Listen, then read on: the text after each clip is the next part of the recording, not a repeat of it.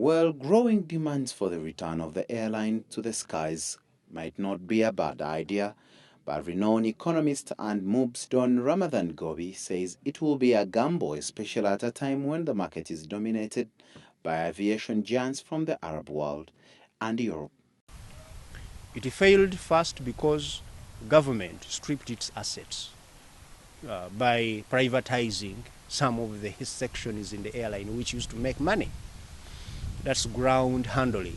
Ground handling is so critical for that airline at Entebbe, because I heard from those former managers that ground handling alone contributed about 65% of the revenue they used to earn. And they sold it, to a private individual. And when you go to Entebbe, actually, that's the only business there for Uganda, anyhow. It's making a lot of money. I think they only own some stairs to go in the plane, and a few vehicles and a few things to clean up the airport and so on. And they're making, huge amounts of money. Unless government is going to take back anyhow and own the ground handling, that would make sense. He cautions that the government should not be hasty with the move and not to succumb to pressure from sections of the public who demand for it, simply because Rwanda, Kenya, and Tanzania have national carriers. So these senior members of our community are saying we need really to have the rationale of creating the airline very well defined. And this shouldn't be just for strategic or political reasons, because now I think it's because of the pressure which is being fed on government that we need an airline. Yes, we need an airline in Uganda and in the region, but I do not think we really need an airline for Uganda.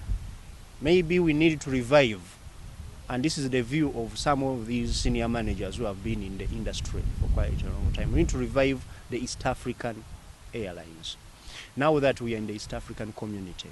Today, the spirit of integration is present, and perhaps the right time to revamp a regional carrier. Why do we have these small airlines everywhere dotted? Rwanda has, Uganda has, Tanzania has, then Kenya.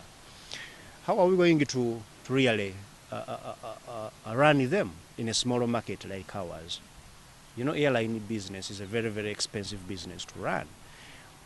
You need to work on sales revenue maximization model, not profit, because we are not suited for such big kind of a market where you can have an industry run on profit maximization.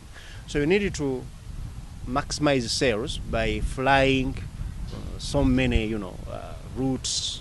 Ugandan enterprises have a long history of mismanagement. However, he is optimistic the airlines could succeed if run a scales model, adding that probably government should borrow a lift from the effective companies such as the National Water and Sewerage Corporation. When you involve government in business, that business will not work.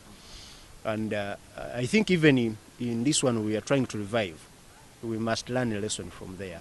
Let us do it the way, for example, we are doing it at National Water and Sewerage. Let us almost privatize the management. If we own the entity, at least let management be purely private. You can hire a firm to run your airline, and they give you dividends as a shareholder. And also you can even also sell some shares to private individuals in Uganda. It's something very, very critical which government should think about, not to own the airline as government. Because government is amorphous. Government is a hoax. Uganda Airlines was birthed following the collapse of the East African Airways in 1977, after financial difficulties deepened with both Tanzania and Uganda struggling to pay their outstanding debts for operations of the airlines, or directly missed them.